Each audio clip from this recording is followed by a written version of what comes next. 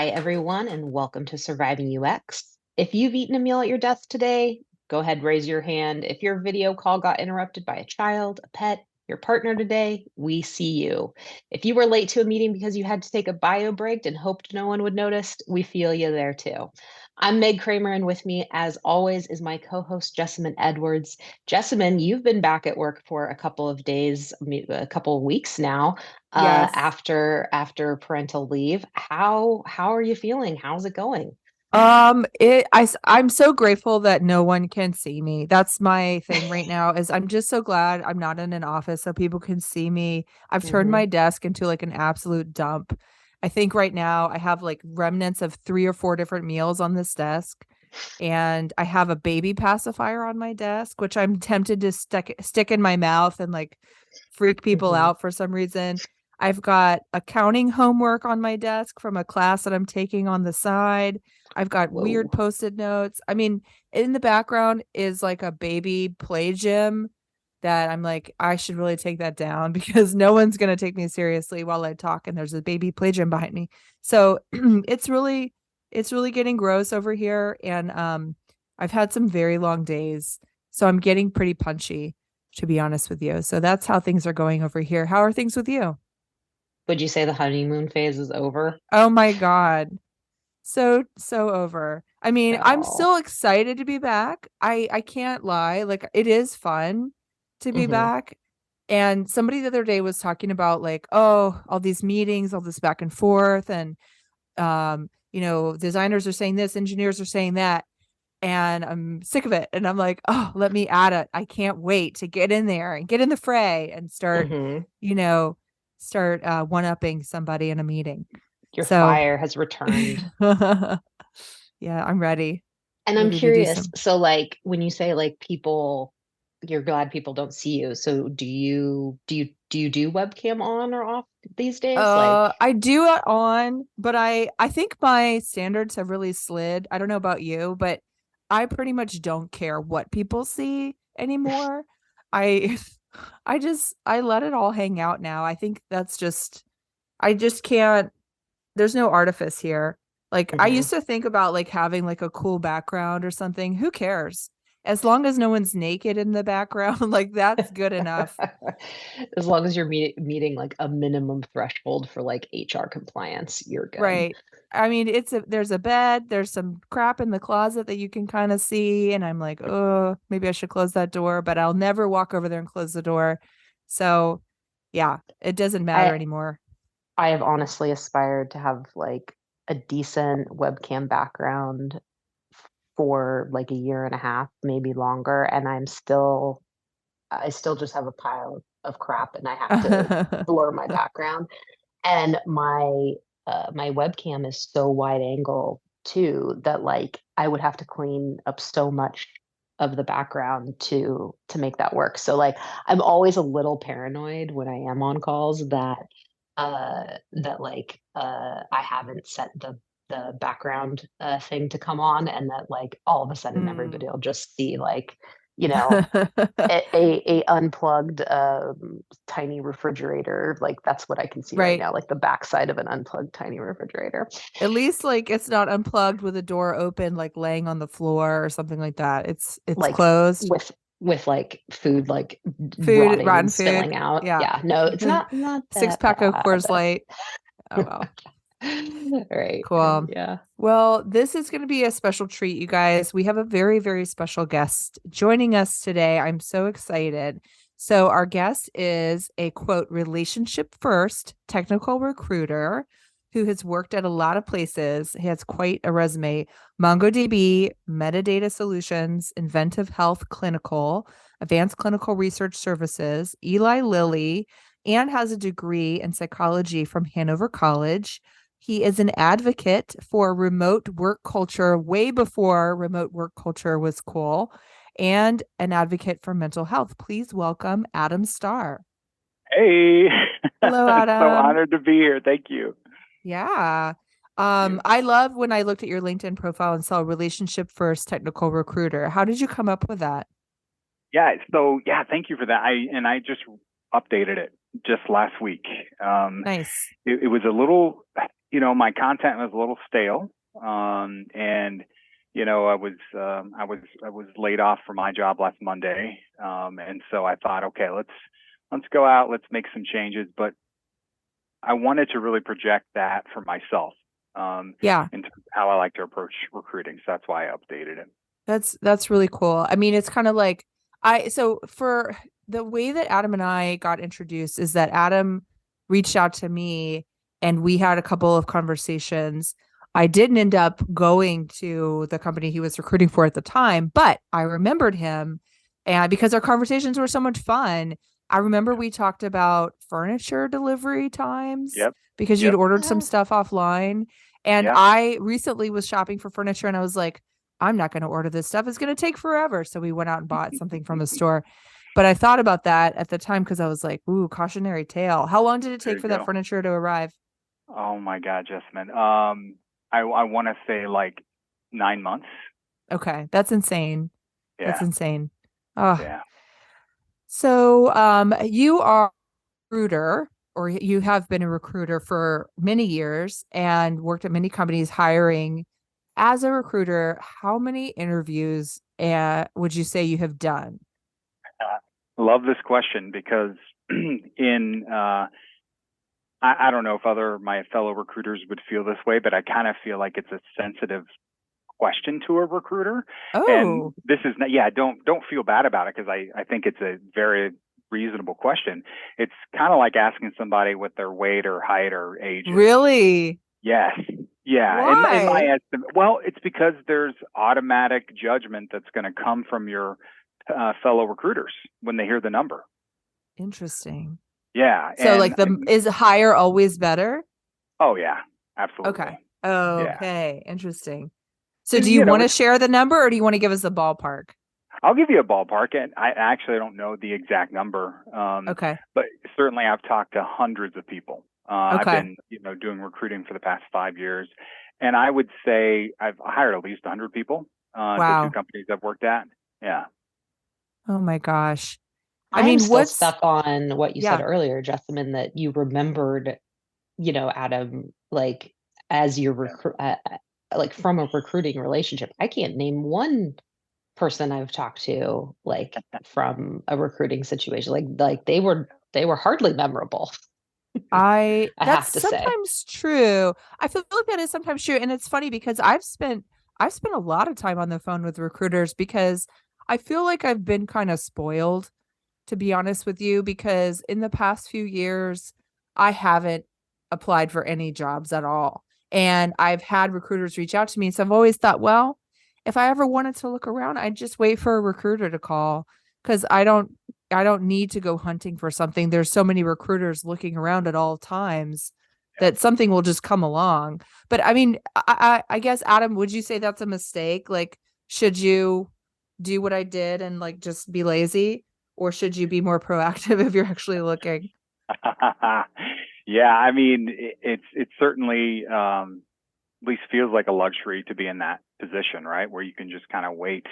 And there are lots of people I've talked to as well who are in that position where, like software engineers who they get approached all the time and, by recruiters, and, not every outreach is going to be a quality lead for somebody. In fact, I've heard of software engineers who are working on the latest like kind of coding language. They have to get off LinkedIn completely, or they have to turn off messages Oh, completely. interesting. Yeah, because it's just constant. But Oh, I would say for the average human professional that I made this transition from earlier in my career where the advice that I got was you should be looking for a job when you are the happiest and most successful in the job you are right now.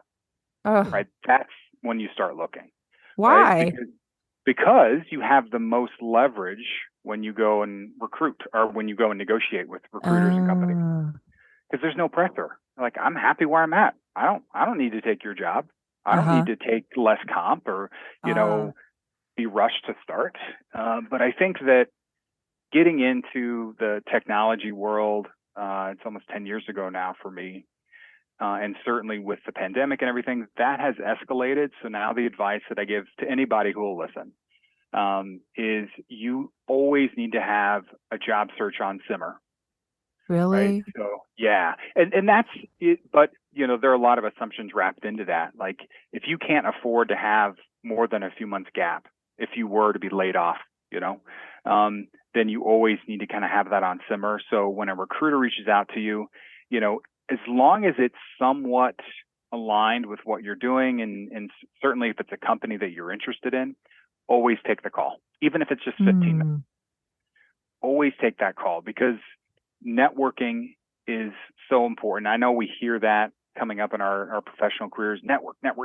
And I know for me, I imagine like cocktail parties and beers and, going to the bar, going on the golf course, stuff like that. And then it's just not that anymore. I'm sure it is for some people, but it's not that anymore. It's taking calls, it's talking to recruiters, it's reaching out to people that you have shared interests with. Interesting.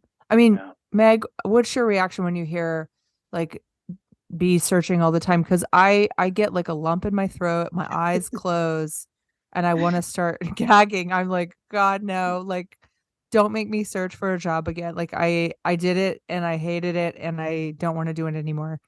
It immediately makes me think of like how even a like recent like if you moved recently, your job, like you moved from a job to another job recently, like maybe in the last like year or 2 years, your portfolio already feels out of date. And I think that's the thing that like I have the hardest time like overcoming is I hate updating portfolios. And so I think taking the calls wouldn't necessarily like put that lump in my throat, but if somebody was like, and also send us like your current portfolio, I'd be like, I'm gonna watch TV. No, I'd rather do anything. I'd rather cut off my own toes than update more portfolio. Like it's so I almost didn't even update pay the fee to keep my portfolio online. I was like, why am I paying this? And I finally paid it, but I was like, it's like so out of date. And the idea of going back and trying to slap together some screenshots. And I'm also just like, I don't know if I should even be sharing this stuff. I don't want to put this stuff online. I don't think I should. And then what? What do I do?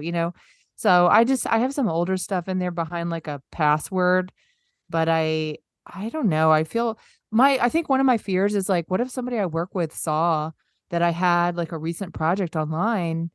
They'd be like, "Oh, Yeah. she's looking." I'd be scared to send out those signals. Right. Ugh. Yeah. Do you have any recommendations for that? Like, I think something that like maybe is a little bit concerning sometimes is you don't want people you currently work with to know that you're looking. I don't know. I mean, Yeah. maybe it could work for your advantage, but I think there's a Yeah. little bit of hesitation there. Right. Yeah. No, I think a couple things. I think you've hit on maybe a brilliant kind of business idea of maybe there's a product that has a browser plugin for design professionals so they can quickly add to their portfolio. Maybe not in a polished way, but at least you could grab content quickly and get it out there so that when you come to the time where, okay, now I got to get my portfolio site all polished up and ready, at least you have some raw material to start with. But I say that as someone who's never been a designer. I don't know if that's even feasible or meets any kind of pain point. I'm thinking you would be something where there's a little tiny whip that comes out of your computer and just smacks you over the head, and it's like, do it, because that's probably what it would take for me to sit down and do it. It's the 99th thing on my to-do list. It's never going to come up to the top.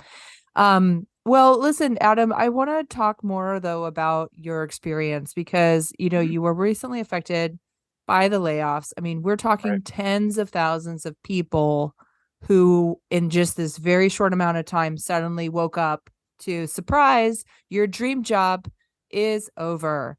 And my heart is literally broken for so many of my friends who went to companies that they were so excited about and now have lost those roles or have worked at those roles for a decade and now is no more. I mean, their identity, a big part of their identity has been taken from them in some senses. So what can you share with us about what your experience was like and how you are doing now?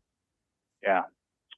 Thank you for that. And yeah, I'm thinking about, all the thousands of people. It's hundreds of thousands now, I think, a lot in tech. And, we're hearing things now that this could lead to more layoffs in other sectors, certainly vendors. How could it not? Right. Yeah, exactly. Exactly. And I do worry about that, like kind of the larger impact. But yeah, I was notified last Monday. So it's been like a week and a half. And just, a meeting popped up on my calendar Sunday night, which was out of character. Okay. And I'm like, okay, so something's going on here. I didn't want to believe that it was going to be a layoff. But then, you come in Monday morning and, your colleagues, you start IMing with each other and say, hey, did you get this meeting? What time is yours? I got this. And as the meeting started happening, then the realization started settling in. But I think that they handled it really well. There's really, in my kind of estimation, it seems like there's no good way to do it. Right? There's just no. Was it like up in the air where it's one-on-one, or was this like a group call? No, it was for us. It was my manager and an HR rep. Okay. Not my manager, my director, Okay. who delivered the news. And not sure how much I can share because I did have to sign a severance agreement. But it's interesting. Just a few days ago, I started seeing the news that the National Labor Relations Board issued a judgment that companies can no longer include gag orders in their severance agreements. What does a gag order cover? Go ahead, Meg. Oh, I was just gonna say, well, then does that make it less do you think that would make it less likely that the companies would give severance because now they don't have a reason to incentivize you, or does it just make it better for the employees that are being let go so that they can actually have more freedom to talk about their experience? Right. Yeah. And I mean, when I first read that news, I felt conflicted about it emotionally. And I think, Meg, it's because of what I realized later on, which is what you just said, is I'm thinking, oh God, is this going to make severance less likely? Yeah. And I don't know the laws and rules behind it, because I believe there are laws around whether, if you have to give a severance. I always thought it was completely optional for companies. I don't think that's the case from talking with other folks. So that would be interesting to dive into. I think it could make it less likely. And I think that the gag orders that are in these agreements, I'm sure vary. I think the biggest thing is not going out and trashing your former employer, the disparaging of your prior employer and, maybe your management, things like that. So, yeah. I guess there's only so much that they can really control. I mean, what people say in private or but on social media, or, if somebody comes along like us and wants to talk to you and put it on, online, I think, but I mean, don't people have a right in some sense to speak about what their experience was like? Or, I mean, they can't have no right to talk about it. Yeah, you would think. And it's an interesting position to be in, because I am absolutely 1,000% grateful that I did get some severance, and that I got a few extra months of health insurance for personal reasons. So very grateful for that. Of course, I would rather not have been laid off, but what are you going to do? That's out of my control. One of the things I've been thinking about is that I noticed that the layoffs hit recruiters pretty hard, because at least from what I gleaned off of LinkedIn, I mean, definitely lots of job families were affected, but I noticed recruiters that I've worked with, sharing that news. I mean, you must know other recruiters or the people who have been affected. What kind of conversations are you guys having when you are talking to somebody else who's in the same boat? Yeah. Yeah. Recruiters, specifically tech recruiters, it seems, have been just brutally ravaged. I mean, it's pretty depressing. There's some, I'm using the right word, confirmation bias, or maybe association bias, because recruiters are connected with other recruiters on LinkedIn. So you see a lot of people saying, "Hey, I was laid off," and I'm seeing more and more people. It's been 6 months, or I've seen other folks where they've been laid off twice. They've been ripped twice in less than a year. Wow. Which, yeah, oh my God, that's brutal. So, we talk about, the trend of overhiring, right? Which, companies and CEOs have admitted to, that during the pandemic, there was this rush, they overhired, and, when you're overhiring, you need more recruiters to do that.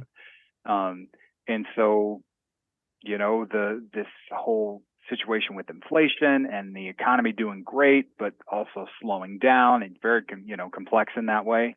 We're getting to the point where companies have overstaffed. And if they've overstaffed, that means they don't need to hire, and they may not need to hire for the foreseeable future. So it's like, what do you do with the recruiters that are just sitting there doing essentially nothing?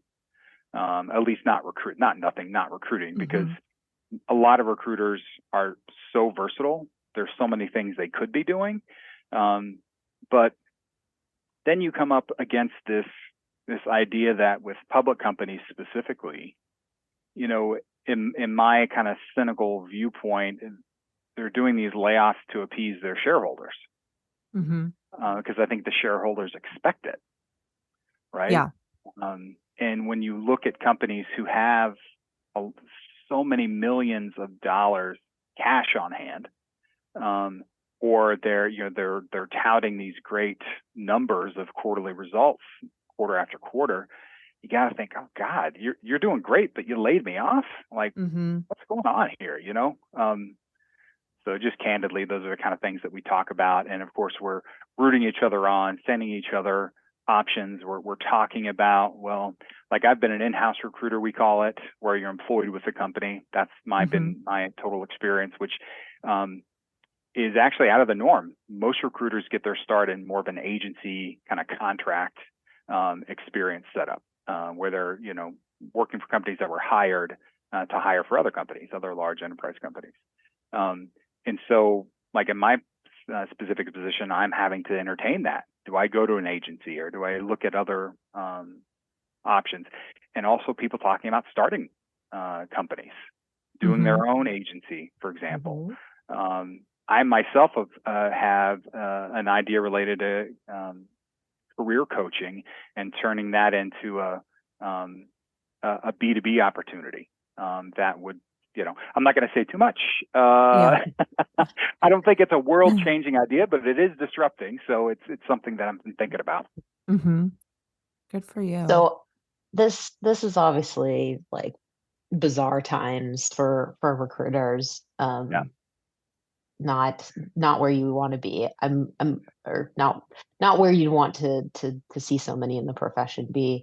In like more normal times, I'm curious, do recruiters have recruiters? Like, did you get recruited for your job as a recruiter? Ooh, I love this question. There are some things that, I don't think I've been in the business long enough to know the ins and outs, but I get a sense that more so in recruiting, and probably larger HR than other professions, is you really have to know somebody, right? You have to have someone vouch for you, or you have to be like, hey, I'm looking for a new role. I used to work with this person at this company. They've got a role open. Let me see if they still like me, and I can go recruit with them. And I think there are so many recruiters that's a sustainable way to hire people. It's like a referral on steroids. And so for me, just applying to a recruiting job without knowing anybody, without doing any kind of networking, it's even more of a black hole than it is, I think, for other folks.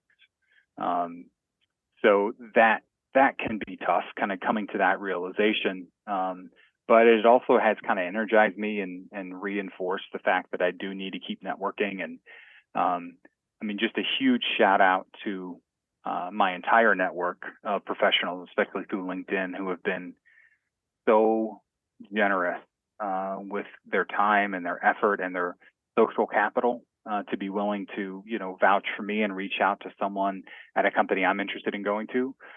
Without that, I would really be in trouble in terms of a job search. Gosh. So like it's you're not just doing relationship first for the people that you're recruiting, but like your profession itself is very like it sounds like it's like really like you can't get your jobs without those relationships. That's what it feels like. Yeah. Yeah. Gosh. I mean, I was talking to somebody today and we were talking about a coworker who has left the company, and we were saying that like the most valuable thing that we walk away from at work is our relationships with each other.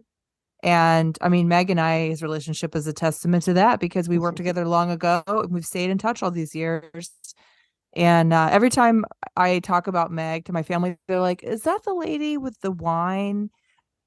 And I'm like, "Yes, that's the lady with the wine," because they still remember one time we went to a winery and Meg was like a member of the winery, and wine was flowing and we were in a beautiful place. And I mean, everybody has this wonderful memory of her. And I realized, I haven't even seen Meg in years. I mean, my God, I can't even think about the last time we saw each other. It's been a long time, but we've stayed in touch. And I was just thinking, God, one of the things that we talk about sometimes at work too is having to be tough, like when you disagree with your team and you have to stand alone and say, "No, I don't go along with that. I'm not going to give in to the groupthink. I'm going to be different and I'm going to go against the grain because I really truly don't believe in that decision." And that you're, trying to really seek out the real truth about something and really push against something versus just going along to get along. And how, I mean, when you're talking about relationships as currency, where you really it really does matter if you leave your job with good relationships or not, because it can serve you for years to come in the end. Yep. And how do you safely go against the grain or safely disagree? When you're in those moments, you're looking at something together and you're like scratching your head like, this isn't gonna work, guys. And but you still want to be friends at the end of the day with everybody. Yeah, absolutely. And when I got into recruiting, I wanted to do it my way. I wanted to be my own recruiter, and in a way that was the most comfortable to me, because I didn't see it as sustainable if I had to be a different kind of person. Mm-hmm. And then I'm left in this conundrum. Well, I realized I was in a conundrum where, do I do what I need to do as a recruiter to make my management and my proud of me, or hey, you're meeting expectations, and then my peers to see me as someone who's a strong recruiter professional? Or do I go the route of doing it my way and being really, not to say that recruiters are not candidate centric. I think there are a lot of them out there, and I've talked to them, and I think it's great. But certainly it feels like a sacrifice to really be biased for candidates that you're talking to. Mm-hmm. And it's a trade-off that I've had to live, and it's not always reaped the kind of fruit that I would want in terms of being a sustainable recruiter and being seen as and respected as a peer. Well, I'm trying to understand, because I guess I don't know that much about it. Like, what what do recruiters wrestle with internally? What is the thing that causes them the tension? Right. So you'll hear a lot that it's a numbers game, right? Uh-huh. And to an extent it is, right? Because, if you want to hire, we'll use an extreme example. Let's say you're hiring a team of 10 engineers, right? From, looking at the numbers that if you want to hire 10 people, you've got to talk to 100 people to make those Oh, 10 hires, if not more, wow. right? Right. So once you get that number in your head, and then if you're also working with a deadline to say, hey, we need to do this in 6 months, then you can actually parse it out and say, okay, if you want to do that, you've got to talk to at least 5 people a day, Oh, right? If not more, right? So if that's I the talked to pressure. 5 people a day, I would not know my own name. I mean, I don't know. I don't know if I could do Yeah, that. yeah. That would take it out of me for sure. I'll be honest, I didn't know if I could do it either before I started because, like a lot of people, I don't like talking on the phone in my personal time. I don't, and I don't know if that's because I've spent all my emotions at work. Yeah. Um, but there was a time, a couple months after I'd started recruiting, because like professions like if you are a hairstylist or you need a client base, it takes some time Yeah. to build that up, right? And so there Yeah. was a week where I literally had no calls scheduled. And about the second or third day in, I started feeling down. And I'm like, what is going on? Mm-hmm. You're not busy. And then it dawned on me, oh, you haven't talked to anybody. You haven't talked to any candidates. And that's why I felt Mm. down. And then that's when it clicked to me like, hey, this might work. Because Uh-huh. it's bringing me out of my shell fully. I'm very much a situational introvert extrovert, but being in recruiting and having to meet new people all the time every day brought Mm-hmm. me fully out, and I am so thankful for that because I feel like I'm a better version of myself now. Gosh. You must be pretty smooth on calls. I mean, that much practice, right? Like Yeah, you're not messing up anymore. Meg, I don't know how much time we have left, but I have one more question for you, Yeah, which go for it. is around your job hunting, because now you're an expert, right? Because you've been on the other side of hiring. You know what people screw up at and what sounds good and things like that.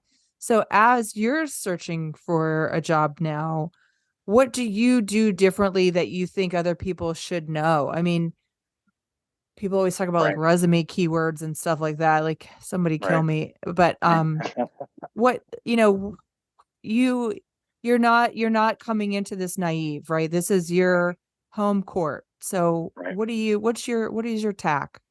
Yeah.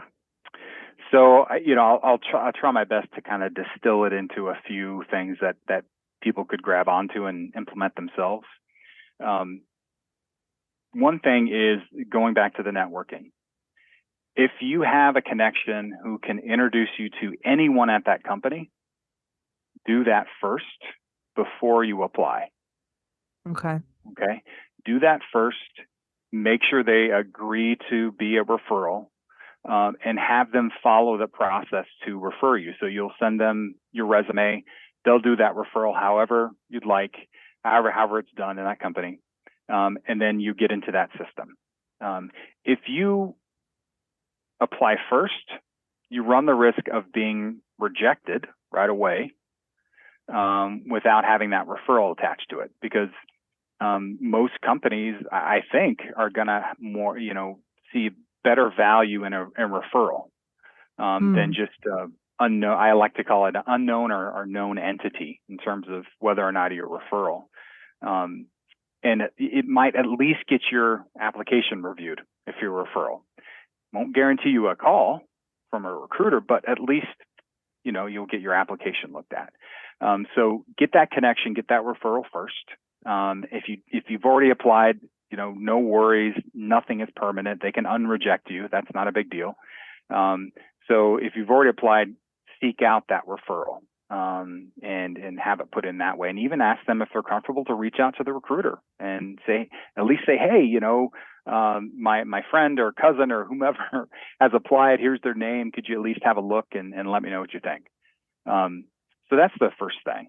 The other thing would be document, right? I've heard stories, especially on the software engineering side, where a candidate will apply, the recruiter calls them, and the recruiter will force say, hey, this is so and so from this company, and the candidate's like, I don't remember applying to you guys.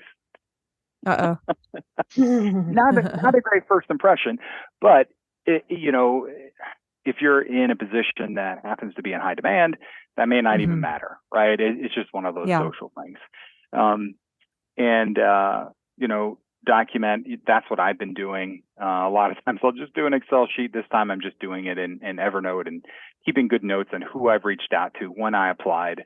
So I know, like, okay, I'm not going to bother this person just 24 hours, but hey, maybe it's been a week. I'll follow up again to see if anything has happened. Well, there's all those ways you can do it now where they make applying really, really easy. It's like just click a button to apply. And so if you're doing that 20 times in one afternoon, you can't remember where you've applied. And, if somebody reaches out and says, hey, we got your resume, let's have a call. And you're like, which one was this again? So it sounds like, even though that's the easier route, like maybe just slow yourself down. Yeah. Slow yourself down a little bit, but I know, like in my case, I was laid off last Monday. I started my search that afternoon, all in, right? Because, for a variety of reasons, I really need to get a full-time job as soon as possible. I know that's not for everybody. Some people, obviously you need to kind of sit with it, absorb it, let it set in, but you're really doing yourself a disservice. Especially if you need to find a job as soon as possible. You need to, as I say, strike while the iron is hot, and be a little maybe cynical, but you need to capitalize on the sympathy that your network is going to have for you. And they're going to have more sympathy that same day or that same week than they are 2 weeks from now. Right? And they're going to be more motivated, more willing to help you out while it's fresh. And I think that's especially true now when you go into LinkedIn and it's a sea of people who are notifying you and that they've been laid off. Gosh, yeah. For a job is a full-time job in and of itself. It is. Yeah, and then that's what we all say, right? And that's how I've approached it. I've continued to wake up every morning at the same time, put in a full day. It kind of surprises me that I still don't get everything done every day that I want to. And I think a big part of that is that I'm kind of branching out and exploring different roles. If I was just solely focused on technical recruiting and I only needed one resume to do that, there'd be a different story, but I'm exploring other things as well. And I would also recommend that to job seekers too. It's like, you need to open yourself up to other opportunities, and really consider what you could do, because it doesn't have to be forever, right? It could be for 6 months until things improve, or a year. And I know, folks have their preferences on how long they want to stay in roles, which I think, you should give yourself, get off the hook, right? You don't have to be in a job for a year. That's much less common anymore to stay at a job for 5 years. I remember coming up, that was like, if you left a role after 3 years, you would consider it a job hopper. And, then it kind of like a year and a half. And I would still say less than a year. If you're changing jobs, most reasonable people are going to be like, what's going on here? They've had 3 jobs in less than 3 years. But from what I've heard, the average tenure in tech anyway is like 2 to 3 years. And then you're moving on. Even to the point of, if you're staying longer than that, you have a bias against you as a candidate. That's something I worry about too sometimes. Yeah. And people are thinking, they're just comfortable, Right. And they might not be wrong, frankly. And you can get around that, if you've gotten promoted within that time, taken on different roles, gone to different teams, things like that. But you would need to make sure that that is evident in your LinkedIn profile, so that recruiters can get over that bias and they can see that, okay, they haven't been just stale. The last thing you want to see is someone who's been at a big name company for 15 years, and that's all they have on their LinkedIn profile, this date to that date. No description, nothing. That's like, I'm not wasting my time. I'm moving on. Well, another way you can get around it is you can stay at a company for 10 years, but mergers and acquisitions wise, it looks like you haven't. There you go. Which is my story. Oh my gosh, Adam. Well, closing thoughts. What's your hope for the next, role that you find yourself in? What do you hope will be there waiting for you? Yeah, I think that what I hope is that I can find another great company with really strong culture, because I've been lucky the past 10 years to be at companies with great culture. So that's the number one thing for me is culture. I'm afraid that I may have to make compromises in order to be gainfully employed again. And I don't want to be in a place where I'm looking again and actively looking again in less than a year. But I'm just kind of saying to myself that, Adam, you just may have to do that. Like I may have to go to an industry or domain that I thought I had left behind me in order. But that's okay too. I'm the type of person that the journey is the most important thing. And that's how I discover myself and kind of learn new things and make new discoveries. And sometimes you do something you don't think you want to do it, but it ends up being really great, and you're glad that you did. Yeah. We're going to find ourselves at cigarettes and firearm manufacturers. What's that? Sorry. I was just going to say, and maybe in a year, a recruiter, if it didn't work out, maybe a recruiter will be looking for you. Ooh, right. I like it. That's right. Yeah, I love that. Well, thank you so much, Adam. It was awesome to talk to you. Oh, thank you. I'm like I said, I'm honored. This is only the second time I've really been interviewed. The first time was about 5 years ago. It was with the Muse, and to talk about remote work. And I was so excited. I'm like, "Ooh, I'm going to be interviewed. Like, what's it going to be like?" And no knock on them at all, because this is probably just standard. But I just got a document with the questions, and I just had to type in my responses, and then that was the article, which was it was fine. But so cliche. I'm like, ooh, are they going to bring a recorder and a notepad? No. But he walked into the cafe with his umbrella dripping, and he ordered a gin on the rocks. Yeah.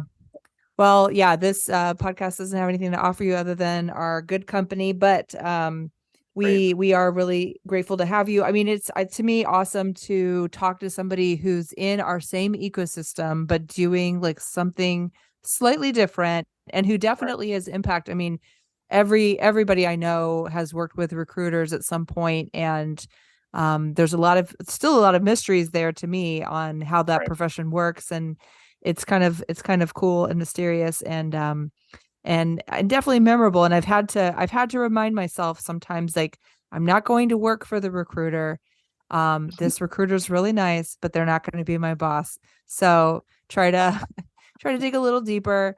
But I've very much enjoyed a lot of the folks in that profession that I've met, and yourself included. And I'll never forget your story about that long furniture delivery process. What a nightmare. So thank you for that cautionary tale. All right, everybody. If you need advice or sympathy for your UX career, write to us at survivingux@gmail.com. Thank you.